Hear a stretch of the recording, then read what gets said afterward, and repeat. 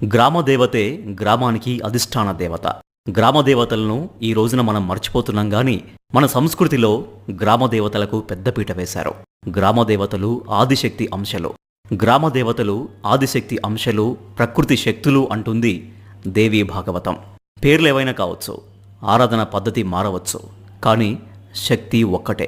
దేశం మొత్తం ప్రతి ఊళ్ళో ఒకటే శక్తిని కొలుస్తోంది. మనం ఉండే ఊరు నుంచి ఇతర ప్రదేశానికో లేక తీర్థయాత్రకో తరలిపోయే ముందు మనం నివసిస్తున్న ఊరి గ్రామదేవతను దర్శించాలి.